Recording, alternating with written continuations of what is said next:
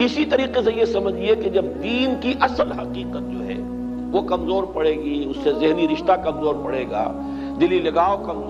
کم ہو جائے گا، تو کچھ اور چیزیں آئیں گی جو اس خلا کو پر کریں گی۔ وہ کیا چیزیں تھیں جو تاریخ بنی اسرائیل میں آئیں؟ وہ تھے اب سفلی اعمال، ٹونے ٹوٹکے، جادو، عملیات، ان کے نتیجے، اس کے ذریعے سے کچھ چیزیں حاصل کرنے کی کوشش کرنا، یہ گویا کہ پرورشن، دین کی پرورشن ہے۔ یہ وہ آکلٹ سائنسز جو ان کے ہاں پر شروع ہوئی، ان کی دلچسپیاں ان چیزوں کے ساتھ ہوتی چلی گئیں۔ یہاں اب بقیہ جو حصہ ہے، اگرچہ یہ بہت طویل آیت ہے جو آ رہی ہے پہلی، لیکن بہرحال اس میں 2 آیتوں پر ہی بقیہ بھی رکوع مشتمل ہے، جس میں سے پہلی آیت بہت طویل ہے۔ یہ ہے وہ شے پھر جو خود ہمارے ہاں بھی آپ دیکھیں گے کہ پھر مذہب کا تعلق جو ہے وہ ان چیزوں کے ساتھ رہ جاتا ہے۔ وہ عملیات ہیں، وہ ٹونے ٹوٹکے ہیں، وہ خاص قسم کے جو ہے وہ اعمال قرآنی پر آپ کو پوری کتابیں مل جائیں گی۔ فلاں کام کے لیے اس آیت کا ورد کرو، اور فلاں کام کے لیے جو ہے اس کا چلا کھینچو، اور فلاں کے لیے وہ قرآن مجید پھر اب وہ کتاب ہدایت نہیں، وہ کسی ریولیوشن کا مینول نہیں رہا۔ وہ قرآن مجید جو ہے وہ انسانی زندگی کے پیچیدہ مسائل کے حل کے لیے ادھر رجوع نہیں ہو رہا ہے، بلکہ وہ یہ کہ یہ جو آپ کی ضروریات ہیں یا کوئی اپنے مشکلات ہیں، ان کے حل کے لیے اب اس کو ایک ذریعہ بنا کر وہ عملیات، اس کو حوالے سے قرآن مجید جو ہے وہ گویا کہ مسلمانوں کی دلچسپی کا موضوع بنا۔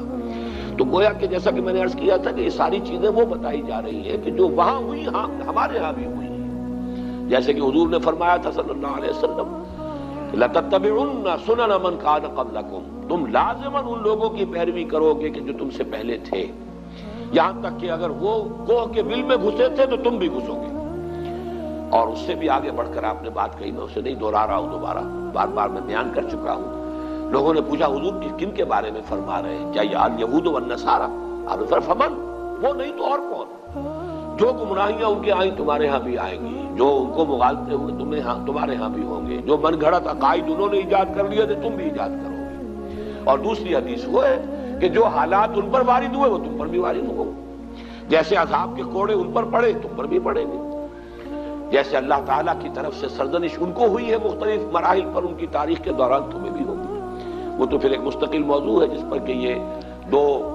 سابقہ اور موجودہ امتوں کا ماضی، حال اور مستقبل نامی جو میری اس وقت موجود کتاب ہے اس میں اس کی تفصیل موجود ہے۔ بہرحال اب آئیے اس کا مطالعہ کیجیے۔ وَاتَّبَعُوا مَا تَتْلُو الشَّيَاطِينُ عَلَىٰ مُلْكِ سُلَيْمَانَ۔ اب دیکھیے وَاتَّبَعُوا، جب انہوں نے کتاب کو چھوڑا، دی تو گئی تھی کتاب اور کہا گیا تھا اسے مضبوطی سے تھامو، یہ میثاق جب لیا گیا ان سے، خُذُوا مَا آتَيْنَاكُمْ بِقُوَّةٍ، یہ کتاب ہم نے تمہیں دی ہے اسے مضبوطی کے ساتھ پکڑ رکھو۔ جب کتاب کو چھوڑا تو جو خلا پیدا ہوا، وَاتَّبَعُوا مَا تَتْلُو الشَّيَاطِينُ عَلَىٰ مُلْكِ سُلَيْمَانَ، پیروی کی انہوں نے، اتباع کیا انہوں نے اس شے کا کہ جس کی پیروی کر رہے تھے، جس کے پیچھے پڑے ہوئے تھے، جس کا اتباع کر رہے تھے شیاطین، اور شیاطین سے مراد یہاں جنات ہیں، سرکش جنات۔ علی ملک سلیمان، علی ملک سلیمان سے مراد ہے علی عہد ملک سلیمان، سلیمان کی حکومت کے دوران، اس دور میں شیاطین جن چیزوں کے ساتھ دلچسپی رکھتے تھے، جو ان کے معمولات تھے، انہوں نے اس کا اتباع کیا، اس کی پیروی کی۔ اب اس کو نوٹ کر لیجئے کہ چونکہ حضرت سلیمان علیہ السلام کے بارے میں ہمیں معلوم ہے کہ جنات پر اللہ تعالیٰ نے انہیں تسلط عطا کیا تھا، ان کی حکومت اس اعتبار سے تاریخ انسانی میں اس کی کوئی دوسری نظیر نہیں ہے۔ ایک مقام پر قرآن مجید میں ان کی دعا بھی یہ نقل ہوئی ہے کہ اللہ مجھے وہ حکومت عطا فرما جو کسی اور کو تو عطا نہ کرے۔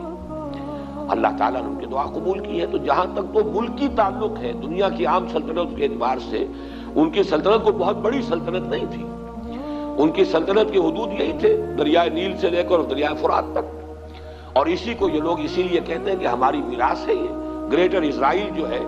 وہ نائل ٹو یوفریٹ، یہ ہے ہمارا، یہ علاقہ ہے، یہ ہماری میراث ہے، یہ یہاں پر گریٹر اسرائیل قائم کر کے رہیں گے۔ تو حضرت سلیمان علیہ السلام کی حدود مملکت تو کوئی ایسی لمبی چوڑی نہیں، دنیا میں اس سے بڑی بڑی سلطنتیں رہی ہیں، رومن امپائر اس سے کہیں بڑی رہی ہے، خود مسلمانوں کی سلطنت جو ہے وہ اس کا 20 گنا سلطنت جو ہے وہ تو حضرت عثمان کے زمانے میں ہو گئی تھی رضی اللہ تعالیٰ عنہ۔ اسی طریقے سے یہ سلطنت عثمانیہ جو آٹومان امپائر وہ کہیں بڑی تھی، لیکن یہ کہ اس کی جو نظیر جو نہیں ہے کسی اعتبار سے، جو کنٹرول انہیں ہوا پر دیا گیا، یعنی عناصر فطرت کے اوپر بھی جو کنٹرول دیا گیا، اسی طریقے سے جنات پر جو کنٹرول دیا گیا، اسی طریقے سے حیوانات پر، پرندوں پر،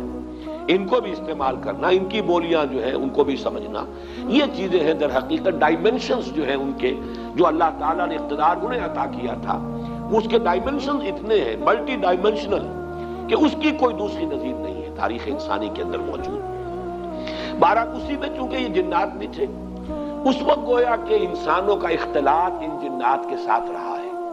اور ان جنات کے اندر جہاں سرکش تھے، ویسے تو یہ کہ وہ سرکش بھی اس وقت تو ان کے تابع تھے، قرآن مجید میں موجود ہے، مقررین بالاسفاد، وہ زنجیروں کے اندر جکڑے ہوئے ہوتے تھے جبکہ کام ان سے لیا جا رہا تھا۔ وہ تو اللہ تعالیٰ نے خصوصی ایک معجزانہ غلبہ ہے جو حضرت سلیمان علیہ السلام کو پر عطا کیا تھا،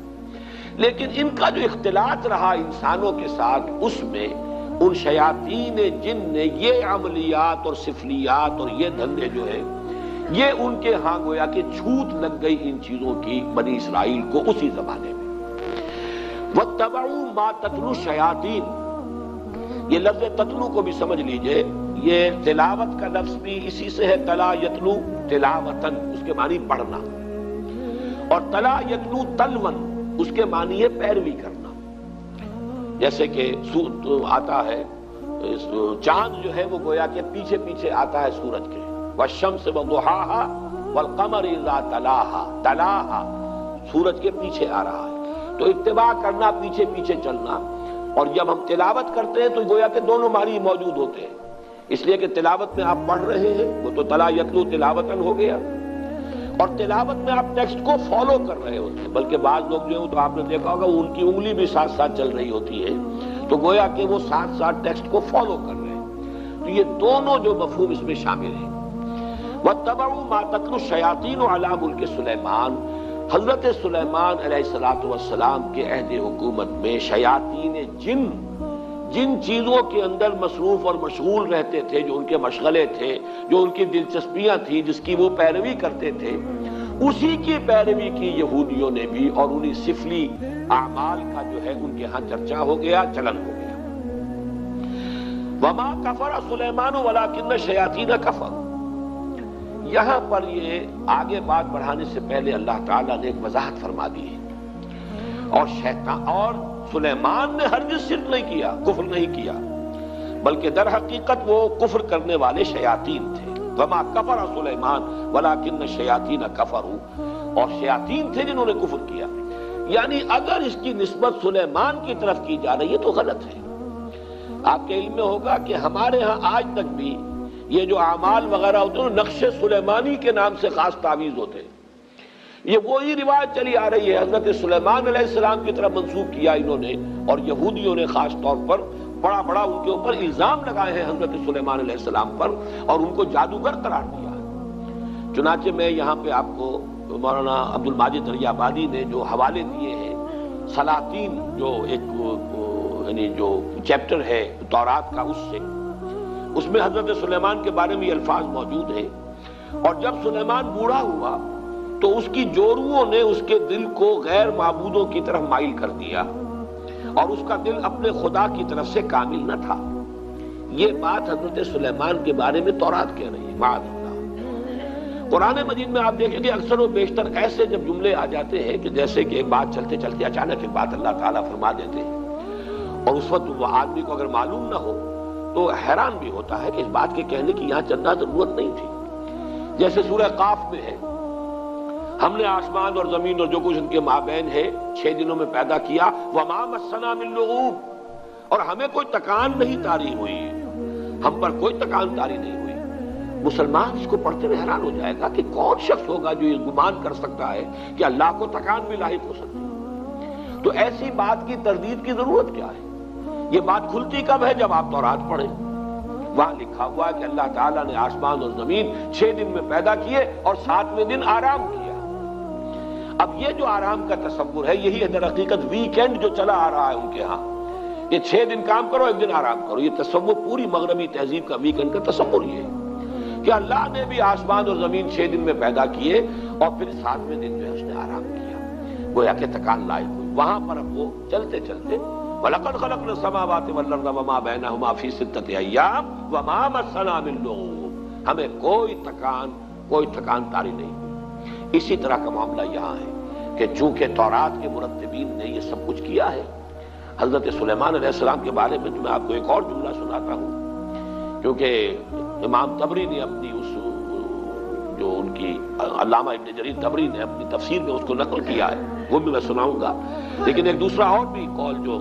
مولانا عبد الماجد دریابادی نے نقل کیا ہے، سو از بس کہ اس کا دل خداوند اسرائیل کے خدا کی جانب سے برگشتہ ہوا، اس لیے خداوند سلیمان پر غضبناک ہوا اور اس نے اسے حکم دیا تھا کہ وہ اجنبی معبودوں کی پیروی نہ کرے، پر اس نے اپنے خداوند کے حکم کو یاد نہ رکھا۔ وہی کنگز سلاطین نامی جو چیپٹر ہے اولڈ ٹیسٹمنٹ کا، اسی سے یہ دونوں میں نے آپ کو حوالے سنائے ہیں، اس کی نفی ہے جو قرآن نے یہاں کیا ہے، وَمَا كَفَرَ سُلَيْمَانُ وَلَٰكِنَّ الشَّيَاطِينَ كَفَرُوا۔ سلیمان تو ہمارے بندے، ہمارے نبی اور ہمارے پسندیدہ بندے، ان کی طرف اس طرح کی نسبت کرنا جو ہے یہ غلط ہے۔ یہ شیاطین تھے، وہاں جنات تھے، اس وقت چونکہ رہا اختلاط، انہوں نے یہ سارا جو ہے کفر پھیلایا اور یہ سارے سفلی علوم جو ہے وہ ان کے ذریعے سے یہودیوں کے اندر سرایت کر گئے۔ یہاں میں علامہ ابن جریر طبری کا بھی حوالہ آپ کو سنا دوں۔ قال بعض احبار الیہود، علامہ ابن جریر فرماتے ہیں کہ یہود کے بڑے بڑے علماء میں سے بعض نے یہ کہا ہے، وہ یہ کہتے تھے آپس میں، الا تعجبون من محمد، آپس میں گفتگو کرتے ہیں، تمہیں تعجب نہیں ہوتا محمد پر صلی اللہ علیہ وسلم، یزعم ان ابن داؤد کان نبیا، وہ یہ بتا رہا ہے، کہہ رہا ہے محمد صلی اللہ علیہ وسلم کہ ابن داؤد یعنی حضرت داؤد کے بیٹے تھے حضرت سلیمان، وہ نبی تھے۔ وما کان الا ساحرا، وہ تو سوائے ایک جادوگر کے اور تھا ہی نہیں۔ سلیمان کی یہ شان ہے جو تورات کے یہ مرتبین جو ہے انہوں نے اپنے ہاں درج کی ہوئی ہے۔ تو اس کی نفی قرآن مجید نے یہاں کی ہے۔ جہاں جہاں موقع ملتا ہے، جو بھی پردے ڈال دیے گئے تھے انبیاء کی سیرت و کردار پر یا داغدار کر دیا گیا تھا، قرآن مجید نے ان داغوں کو دھبوں کو دھویا ہے، اور اس کا بھی ایک خاص سبب تھا اصل میں، کیوں بنی اسرائیل نے اپنے انبیاء کی سیرتوں کو داغدار کیا، اس کا سبب بھی سمجھ لیجئے۔ دیوانہ بکار خیش ہوشیار یہ بغیر کسی سبب اور بغیر کسی مقصد کے نہیں تھا۔ جب ان کے علماء کے اندر اخلاقی زوال آیا، انحطاط آیا، اب لوگ ان پر انگلیاں اٹھاتے تھے کہ تم اتنے بڑے عالم ہو کر، اتنے بڑے مذہبی رہنما ہو کر یہ تمہاری حرکت۔ انہوں نے اپنے دفاع میں نبیوں کے اوپر اس طرح کے چھینٹے اڑا کر کہ یہ تو ہوتا ہی ہے، جب نبی ایسے تھے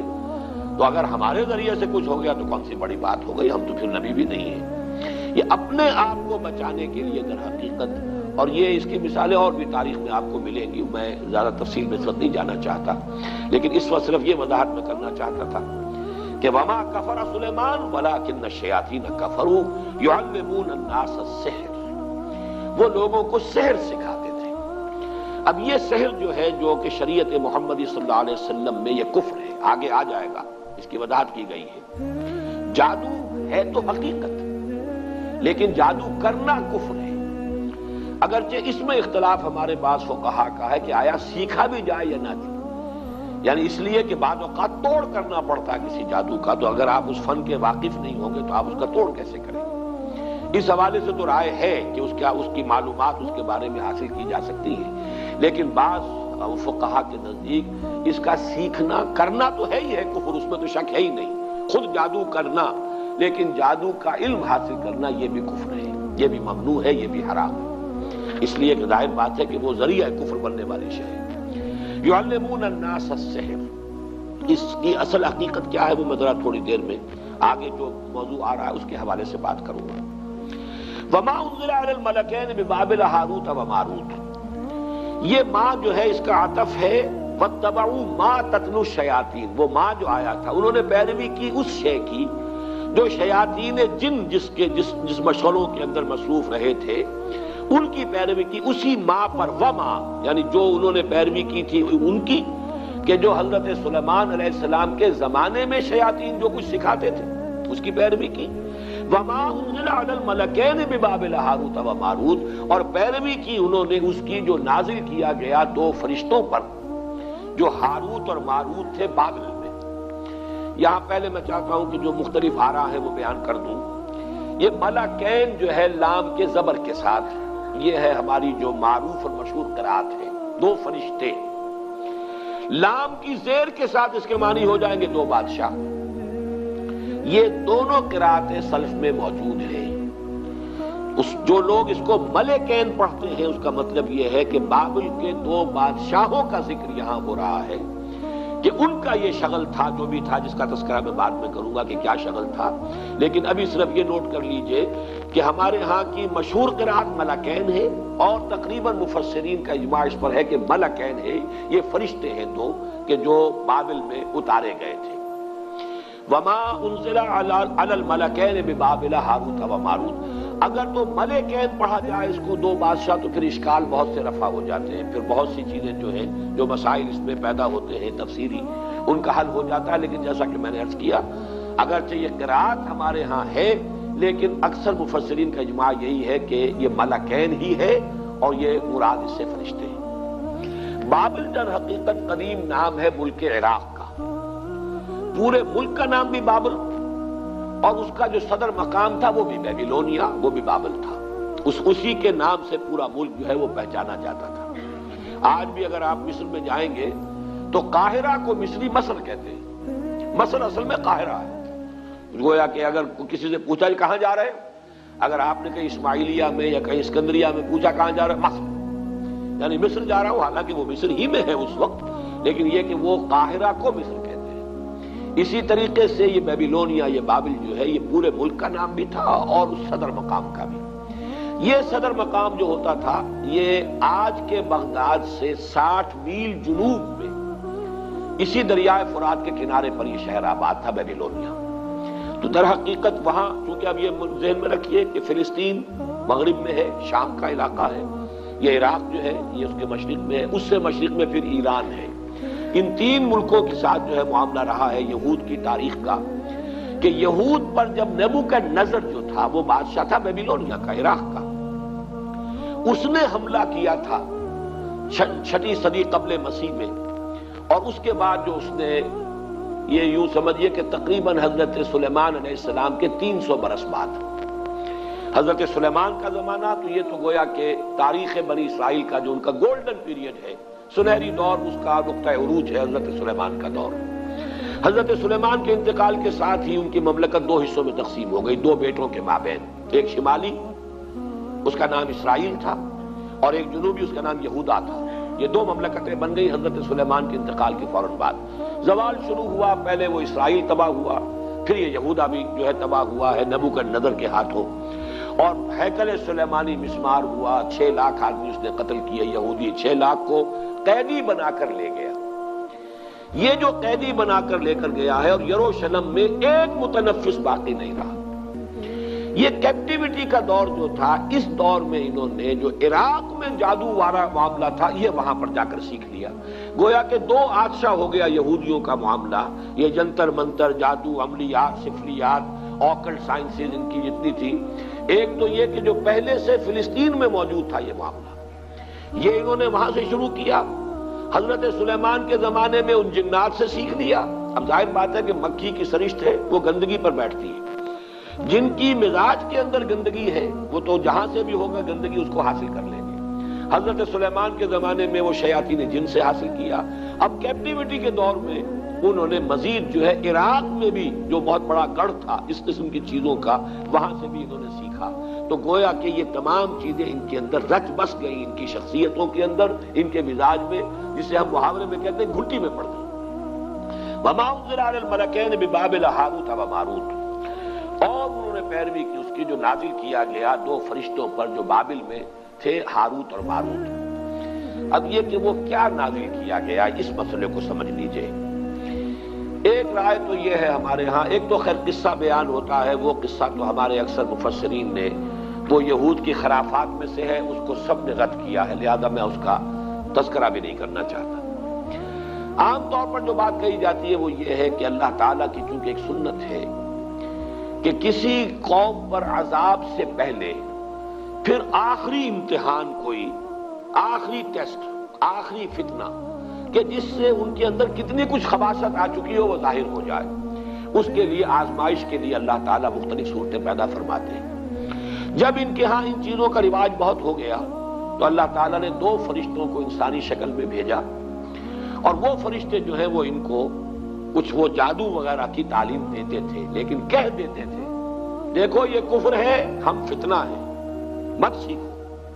لیکن یہ کہ اگر سیکھنا چاہتے ہو تو ٹھیک ہے، اگر تمہاری طلب یہی ہے، تاکہ معلوم ہو جائے کہ ان کی طلب کس شے کی ہے، ان کی اپنی فطرت کس درجے مسخ ہو چکی ہے.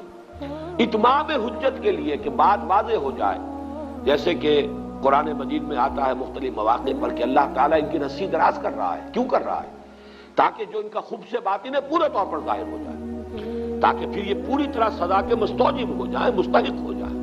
جو سزا ملے وہ واقعتاً ثابت ہو کہ یہ ان کی خباثت اسی درجے کی تھی کہ اتنی سزا انہیں ملنی چاہیے تھی. اس معنی میں گویا کہ آزمائش کے طور پر، چنانچہ یہاں کے الفاظ پڑھ لیجئے، وَمَا يُعَلِّمَانِ مِنْ أَحَدٍ، اور وہ نہیں سکھاتے تھے کسی کو کچھ بھی، حَتَّى يَقُولَا، یہاں تک کہ وارن کر دیتے تھے، إِنَّمَا نَحْنُ فِتْنَةٌ فَلَا تَكْفُرْ، ہم فتنہ ہے، آزمائش ہے، تو تم کفر مت کرو، کفر مت سیکھو، کفر سے دلچسپی نہ رکھو. لیکن ان کا حال کیا تھا؟ فَيَتَعَلَّمُونَ مِنْهُمَا، وہ سیکھتے تھے وہ لوگ ان دونوں سے، ان فرشتوں سے، مَا يُفَرِّقُونَ بِهِ بَيْنَ الْمَرْءِ وَزَوْجِهِ، جس سے تفریق کر سکے وہ کسی شخص اور اس کی بیوی کے مابین. اب سفلیات کا علم جو ہے وہ تو آپ کو معلوم ہے آج بھی جادو ٹونے ٹوٹ کے انہی چیزوں میں چلتے ہیں. کسی کے گھر کو اجاڑنا ہے، کسی کے ہاں اولاد نہیں ہو رہی ہے تو وہ دوسرے کے ہاں کی اولاد جو ہے وہ بھی اس کو کھل رہی ہے، اس عورت کو، اس کی اولاد مر جائے اور مجھے اولاد جو ہے وہ مجھے ہو جائے. یہ سارے ٹونے ٹوٹ کے جو عورتوں کے چل رہے ہوتے ہیں وہ اکثر و بیشتر انہی چیزوں کے اندر ہیں. قرآن مجید نے بھی وہی جو سب سے زیادہ دکھتی ہوئی رکھ تھی اسی کو پکڑا ہے. فَيَتَعَلَّمُونَ مِنْهُمَا مَا يُفَرِّقُونَ بِهِ بَيْنَ الْمَرْءِ وَزَوْجِهِ، بجائے اس کے کہ گھروں کو آباد رکھیں، گھر ہنستا بستا ہے، شوہر اور بیوی کے مابین موافقت ہے، یگانگت ہے، گھر آباد ہے، تو بجائے اس کے کہ وہ اس کو دیکھ کر جو ہے خوش ہو، اس کے اندر کوئی فساد پیدا کرنا، کوئی اختلاف پیدا کرنا، ان کے درمیان کوئی دنگا اور لڑائی کی شکل پیدا کرنا، تفرقہ پیدا کر دینا. یہ بھی ہو سکتا ہے کہ کوئی شخص جو ہے کسی عورت کی سے خود شادی کا خواہش مند ہو اور اس کے لیے اس نے یہ سارے جو ہے ہتھ کنڈے کیے ہو. ما یفرقون بھی، اب بھی جو تعویذ بکتے ہیں محبوب قدموں میں آ کر گرے گا، تو وہ تو تعویذ جو ہے وہ انہی چیزوں کے لیے، تو وہ یہ تعویذ و گنڈوں کا کام جو ہے سب سے زیادہ جو اس میں ہاٹ کیکس کی طرح بکنے والے ہیں وہ تو ظاہر بات ہے اسی درجے سے متعلق ہے. وما هم بضارین بہ من احد الا باذن اللہ،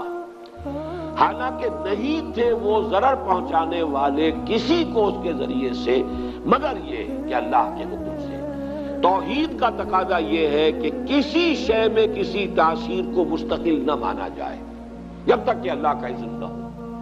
کسی شے میں تاثیر ہونا یہ اور چیز ہے. اللہ تعالیٰ نے آگ میں تاثیر رکھی ہے کہ وہ جلاتی ہے، لیکن اس کا جلانا بالفعل اللہ کے اذن پر منحصر ہے. اللہ نہیں چاہے گا نہیں جلائے گی آگ. تو اگر آگ سے اس کی صفت منفک ہو سکتی ہے، جدا ہو سکتی ہے، تو ظاہر بات ہے اور چیزیں جتنی بھی ہیں ان میں تاثیرات تو ہیں، لیکن ان تاثیرات کا بروئے کار آنا، بالفعل نتیجہ خیز ہونا اللہ کے اذن کے بغیر نہیں ہے. چونکہ یہود جو ہے وہ توحید کے مدعی ہیں، اور یہ ماننا پڑتا ہے دنیا میں جتنی توحید ان میں رہی ہے، تاکہ آپ مسلمانوں کے معاملے کو چھوڑ دیجئے، وہ تو پھر ایک یعنی آخری امت ہے، اور جس طریقے سے تکمیل ہوئی ہے اور دین کی حفاظت کا اللہ نے انتظام کیا ہے تو وہ معاملہ علیحدہ ہے. باقی مسلمانوں کو اس امت محمد صلی اللہ علیہ وسلم کو علیحدہ کر دیجئے تو تاریخ انسانی میں توحید کا اتنا چرچا کسی قوم میں نہیں رہا جتنا یہود میں رہا، اس میں کوئی شک نہیں. ان کے ہاں وہ شرک کی وہ دوسری آلائشیں جو ہے توہمات شرک کم آئے ہیں،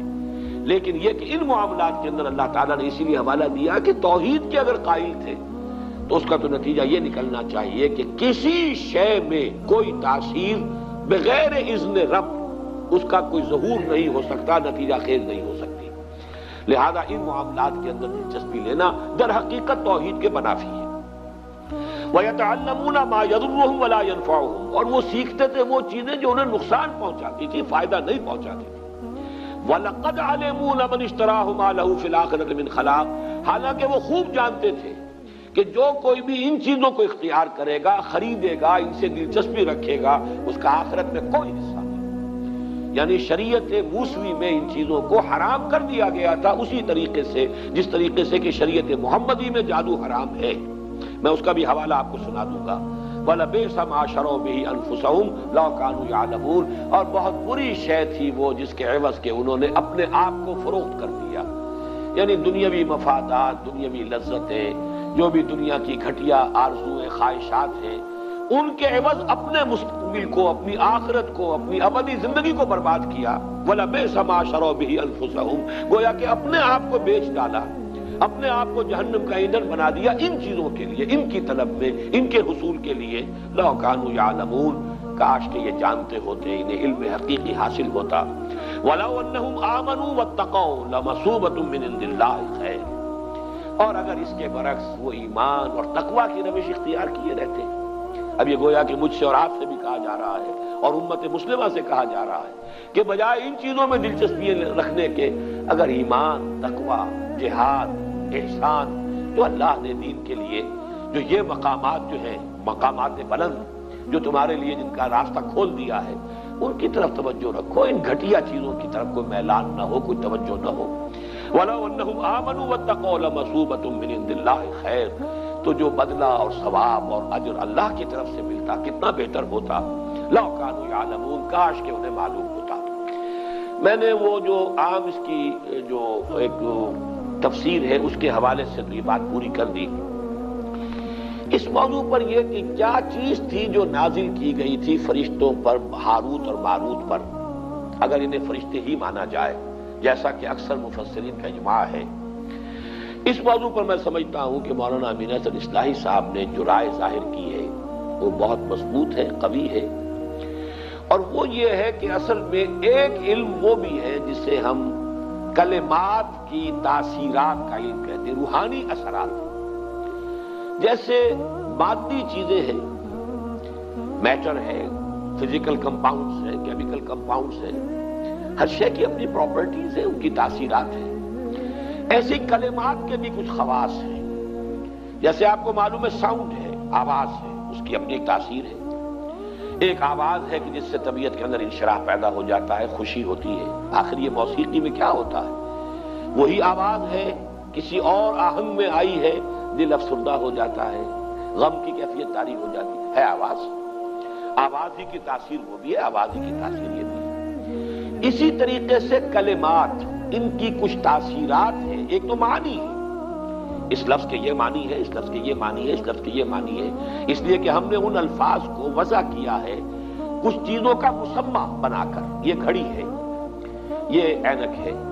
لیکن یہ کہ ان کلمات کی کوئی روحانی تاثیرات بھی ہیں بالفعل، ان کا انکار نہیں کیا جا سکتا۔ ان تاثیرات کا استعمال ہے کہ جو ان اعمال کے اندر ہوتا ہے، ان تاثیرات کو، ان کی جو ظاہر بات ہے کہ اسی کو غلط استعمال جادو کی شکل میں ہوتا ہے، انہی کلمات کا استعمال ہے، ان کے اندر تاثیرات ہیں، ان کا ایک استعمال جادو کے لیے ہو رہا ہے۔ لیکن ایک زمانے میں ضرورت پیش آتی ہے مختلف طور پہ، جیسا کہ ہندوستان میں بھی ہمیں معلوم ہے کہ ایک حد تک یہ علم بھی دیا گیا یا لوگوں نے حاصل کیا دشمنوں کا اور مخالفوں کا توڑ کرنے کے لیے۔ ہندوستان میں جوگی، سنیاسی، انہوں نے جو بھی نفسیاتی ایکسرسائزز کی ہوئی تھی، جس طرح کی جو بھی چلہ کشی کی ہوئی تھی، اس سے جو بھی لوگوں کے اوپر اپنی روحانیت کا ایک جو ہے وہ فسوطاری کیا ہوا تھا، روب ڈالا ہوا تھا۔ اب ظاہر بات ہے کہ اس روب کو توڑے بغیر یہاں ہمارے صوفیہ اسلام کی تبلیغ نہیں کر سکتے تھے، لہذا انہوں نے ان چیزوں کا علم حاصل کیا ایک درجے میں، اور ان کو حاصل کر کے اور پھر ان کا جو ہے مقابلہ کر کے انہوں نے اس میدان میں بھی شکست دی، اور اس کے بعد یہ ہے کہ ان کے لیے راستے کھل گئے کہ پھر انہوں نے دین کو سمجھا اور دین کی طرف آئے، اور جو اصل دین ہے اس کی تعلیم بھی ان تک پہنچ گئی۔ اسی طریقے سے آپ کو معلوم ہے ہندوستان میں یہ قوالی کا رواج کیوں ہوا؟ ہندو مزاج کے اندر یہ موسیقی جو ہے وہ ان کے مذہب کے ساتھ گندھی ہوئی ہے، رچی بسی ہوئی ان کے مزاج کے اندر، اس کے حوالے سے وہ ان کی پوری عبادات بھی جو ہے وہ بھجن ہے یا جو اور جس طریقے سے ہے، وہ ان کے ہاں اس درجے ان کی طبیعت ثانیہ بن چکے تھے کہ اس ذریعے سے ان تک بات پہنچانے کے لیے کچھ لوگوں نے اس راستے کو بھی اختیار کیا۔ اگرچہ وہ شروع میں جو یہ قوالی ہوتی تھی اس میں یہ مزامیر نہیں ہوتے تھے، انسٹرومنٹل میوزک نہیں تھا، وہ صرف یہ کہ ظاہر بات ہے کہ وہ میوزک جو اللہ تعالیٰ نے انسان کی اپنی آواز میں رکھ دیا ہے، جس کے لیے فرمایا گیا کہ قرآن مجید کو مزین کرو، زین القرآن باصواتکم، قرآن مجید کو اچھی سے اچھی آواز میں خوشنہانی کے ساتھ پڑھو تاکہ قرآن مزین ہو جائے۔ قرآن کے اندر جو اس کا صوتی آہنگ ہے اس کی اپنی تاثیر ہے۔ ایک اچھا قاری قرآن پڑھ رہا ہو، اس کے اثرات چاہے سمجھا نہ ہو آپ نے، سمجھنا اپنی جگہ پر ایک اور سورس ہے علم کا، اور وہ ضروری ہے، قرآن اسی لیے نازل کیا گیا ہے لیدبروا آیاتہ، تاکہ اس کی آیات پر غور کیا جائے۔ یہ جو ہے اس کی ترجیحات کے اندر تو رہے گا، لیکن یہ کہ اس کی قرات کے اندر اپنی ایک تاثیر ہے، اس کا انکار کرنا درست نہیں ہے۔ اگر اس کی کوئی تاثیر نہ ہوتی تو اتنی تاکید نہ ہوتی۔ من لم یتغن بالقرآن فلیس منا، جو قرآن مجید کو اچھی آواز سے حسن صوت سے نہیں پڑھتا وہ ہم میں سے نہیں ہے، اس درجے تاکید۔ بلکہ جیسا کہ حضرت ابو موسیٰ اشعری رضی اللہ تعالیٰ عنہ کی تحسین فرمائی حضور نے کہ ایک رات آپ مدینے میں گلیوں میں جب آپ کچھ گشت فرما رہے تھے تو حضرت ابو موسیٰ اشعری رضی اللہ تعالیٰ عنہ وہ تہجد کی نماز میں قرآن پڑھ رہے تھے، اور اس اللہ تعالیٰ نے انہیں ایسی آواز دی تھی کافی دیر تک حضور وہاں کھڑے سنتے رہے۔ ظاہر بات ہے مکان تو ایسے تو نہیں تھے ہمارے، وہ تو ایک کسی کا کمرہ ہے کہ کوئی کوٹھڑی ہوتی تھی، حجرات تھے، اس کے اندر جو بھی وہ پڑھ رہے تو باہر گلی میں سنائی دے رہا۔ صبح فجر میں جب ملاقات ہوئی ہے تو پھر حضور نے حضرت ابو موسیٰ سے پھر یہ فرمایا، یا ابا موسیٰ انک قد اوتیت مزمارا من مزامیر آل داؤد، اے ابو موسیٰ آپ کو تو تمہیں تو اللہ تعالیٰ نے آل داؤد کے سازوں میں سے ایک ساز عطا کیا ہے، یہ ساز جو ہے گلے میں تمہارے یہ ساز ہے، تو یہ جو فطری ساز تھا اصل میں اس کا استعمال کیا گیا تھا، اور اس کے ذریعے سے اس کا بہترین استعمال کیا گیا۔ بعد میں اس کے اندر اضافے ہوتے چلے گئے، وہ میں موجودہ قوالی کو نہیں کہہ رہا، بلکہ جو آغاز تھا قوالی کا وہ اس انداز میں تھا۔ اسی طریقے سے گویا کہ کچھ کلمات کی تاثیر اور اس کے جو خواص ہیں ان کا کوئی علم تھا جو ایک زمانے میں ان کو دیا گیا ہے، ورنہ جادو کے بارے میں تو جیسا کہ میں نے عرض کیا، یہ کتاب استثناء جو ہے، یعنی فلسطین میں صحرائے سینا میں جبکہ ابھی تھے بنی اسرائیل، حضرت موسیٰ علیہ السلام ساتھ تھے، اس وقت انہیں جو ہدایات کی گئی تھی ان میں سے یہ ہے، جب تو اس ملک میں جو خداوند تیرا خدا تجھ کو دیتا ہے پہنچ جائے تو وہاں کی قوموں کی طرح مکروہ کام کرنے نہ سیکھنا، تجھ میں ہرگز کوئی ایسا نہ ہو جو اپنے بیٹے یا بیٹی کو آگ میں چلوائے۔ اب دیکھیے یہ عمل آج بھی روافظ کے ہاں یہ آگ پر چلنے کا جو رواج ہے، بعض جو ہے اس طرح کے کرتب دکھائے جاتے ہیں، اور ظاہر بات ہے جو حالات جو ہے اس سے آپ متاثر ہوتے ہیں، آگ کے اوپر انگاروں کے اوپر چل رہے ہیں، یہ اعمال کہاں سے چلے آ رہے ہیں؟ یہ حضرت موسیٰ علیہ السلام کو حضرت مسیح سے 1400 برس قبل یہ بتایا جا رہا ہے، تجھ میں ہرگز کوئی ایسا نہ ہو جو اپنے بیٹے یا بیٹی کو آگ میں چلوائے، یا فال گیری یا شگون نکالنے والا یا افسوگر یا جادوگر یا منتری یا جنات کا آشنا یا رمال یا ساحر ہو، کیونکہ وہ سب جو ایسے کام کرتے ہیں خدا کے نزدیک مکروہ ہیں، اور انہی مکروہات کے سبب سے خداوند تیرا خدا تیرے سامنے سے ان کو نکالنے پر ہے۔ یعنی یہ جو اصل میں فلسطین میں جو قوم آباد تھی، فلسطین حضرت یوشع ابن نون جوشع جو جانشین تھے حضرت موسیٰ علیہ السلام کے، ان کے ہاتھوں جب فتح ہوا ہے تو فلسطین میں جو قومیں اس وقت آباد تھیں ان میں یہ اعمال موجود تھے، لیکن ہوا یہی کہ انہوں نے جا کر وہاں پہ وہ اعمال ان سے سیکھے۔ پھر جب ان کا وہ دور آیا ہے کہ جب حضرت طالوت کو جالوت کے مقابلے کے لیے اللہ کے جو نبی اس وقت سموئیل نبی انہوں نے معین کیا ہے، تو جو اصلاحات ان کے ذریعے سے ہوئی ہیں، اور ساؤل اصل میں نام ہے تورات میں حضرت طالوت کا، ساؤل نے جنات کے آشناؤں اور افسوگروں اور جادوگروں کو ملک سے خارج کر دیا، پرج ہوئی ہے۔ جو ان کا جو گولڈن پیریڈ شروع ہوا حضرت طالوت، حضرت داؤد، حضرت سلیمان، یہ 100 برس ہے ان کے گولڈن پیریڈ، تو یہ پرج کر دی گئی تھی۔ لیکن پھر حضرت سلیمان علیہ السلام کے زمانے میں وہ جنات کے ساتھ جو ان کا خلا ملا ہوا، پھر وہ شیطانی اعمال، سفری اعمال، وہ جادو، وہ ٹونے ٹوٹکے آ گئے، اور 2 حادثہ ہو گیا معاملہ یہ، جب یہ عراق میں رہے بیبیلونیا میں کیپٹیوٹی میں، حالت اسیری میں، پھر وہاں پر جو معاملہ اپنی انتہا کو پہنچا تو اللہ تعالیٰ نے پھر وہاں پر جو ہے ان فرشتوں کو جو معروف تفسیر ہے اس کے مطابق فتنہ بنا کر بھیجا، اور دوسری رائے جو مولانا اصلاحی صاحب کی ہے کہ اصل میں وہ فرشتوں پر جو چیز نازل کی گئی تھی بہرحال وہ ساحری جادوگری نہیں ہو سکتی، بلکہ معلوم ہوتا ہے کہ انہی کلمات کے خواص کا علم تھا جو ایک زمانے میں ان کو اس لیے تلقین کیا گیا کہ اس کے ذریعے سے وہ دشمنوں کا توڑ کر سکیں، دشمنوں کا مقابلہ کر سکیں، اس کو صحیح مقصد کے لیے استعمال کر سکیں۔ لیکن جب ان کی ذہنیت مسخ ہوئی، انہوں نے اسی کو برے مقاصد کے لیے، غلط مقاصد کے لیے، جیسے دو دھاری تلوار ہے، آپ اسے کسی اچھے مقصد کے لیے بھی استعمال کر سکتے ہیں، لیکن جب آپ کی اپنی ذہنیت مسخ ہو جائے گی تو اسی کو آپ کسی غلط کام کے لیے استعمال کریں گے، تو پھر وہ ہوتے ہوتے وہ جادوگری اور وہ یہ سفلی اعمال اور آکلٹ سائنسز، ان سب کا معاملہ جو ہے ان کے ہاں رواج پا گیا۔ بس یہ وہ رائے ہے کہ جو میں نے سمجھا کہ وہ میں آپ کے سامنے لے آؤں۔ مجھے مولانا امین حسن اصلاحی صاحب کی اس رائے سے اتفاق ہے۔ باقی اب اصل میں یہ سمجھ لیجئے جو میں نے بات شروع میں عرض کی تھی، علم کے بارے میں قرآن مجید جو واضح کرتا ہے وہ یہ ہے کہ علم صرف دو ہے، تیسری کسی شے کے پیچھے پڑنا یہ در حقیقت اللہ تعالیٰ کے حکم کی خلاف ورزی ہے، یہ جن کو آکلٹ سائنسز کہا جاتا ہے۔ اسی لیے حضور نے فرمایا جس کسی نے کسی نجومی کی بات کی تصدیق کی اس نے میرے لائی ہوئی شے کی تکذیب کی۔ اب یہ چاہے وہ ہاتھوں کی لکیروں کا علم ہو، چاہے وہ اب ہمارے ہاں اس کو بھی سائنس کہہ دیتے ہیں، سائنس آف نمبر، اگرچہ جب اس کو واضح کریں گے تو پھر وہ آکلٹ سائنسز کا لفظ آتا ہے، اور یہ ہاروسکوپس بنے ہوتے ہیں، اور یہ جو ہر اخبار کے اندر چلے آ رہے ہیں، اور فلاں کا یہ ہے اور فلاں کا وہ ہے، یہ مختلف حوالوں سے جو ہے وہ قسمتیں ہیں، فال گیری ہے، یہ تمام چیزیں جو ہے در حقیقت یہ اس دائرے میں آتی ہیں کہ جن سے دلچسپی رکھنا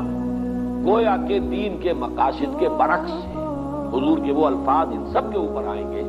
اگرچہ یہ سب غلط نہیں ہے، ان کے اندر تاثیرات ہیں، حقیقتیں ہیں۔ حقیقت ہونا کسی شے کا اور ہے اور کسی شے کا جائز اور حلال ہونا اور ہے۔ جب قرآن مجید تو شراب کے بارے میں کہتا ہے کہ اس میں کچھ نفع بھی ہے، وَمَنَافِعُ لِلنَّاسِ، لوگوں کے لیے کچھ فائدے ہیں، لیکن اسمُهُمَا أَكْبَرُ مِن نَفْعِهِمَا، ان کا گناہ کا پہلو جو ہے وہ ان کے نفع کے پہلے سے جوئے کا بھی اور شراب کا بھی وہ زیادہ ہے، لہذا وہ حرام کر دیے گئے۔ تو اسی اعتبار سے ان تمام چیزوں کے اندر جو بھی کوئی تاثیر ہے، کوئی ایفیکٹ ہے، کوئی ہے واقعتاً، وہ اپنی جگہ پر اس کی آپ نفی نہ کریں، لیکن ان سے دلچسپی رکھنا، اس کے پیچھے لگنا، اس میں یقین رکھنا،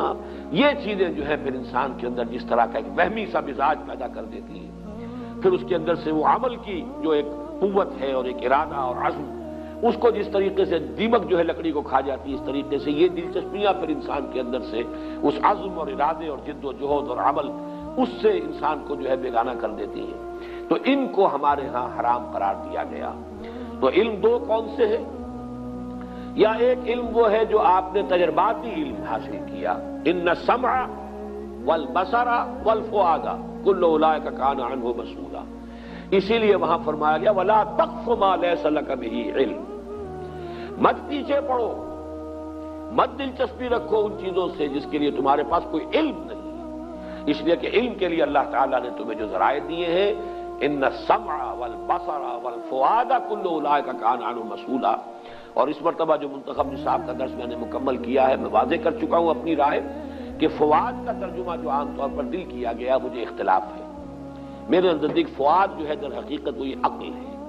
فائدہ ہوتا ہے کسی شے سے کوئی شے اخذ کر لینا۔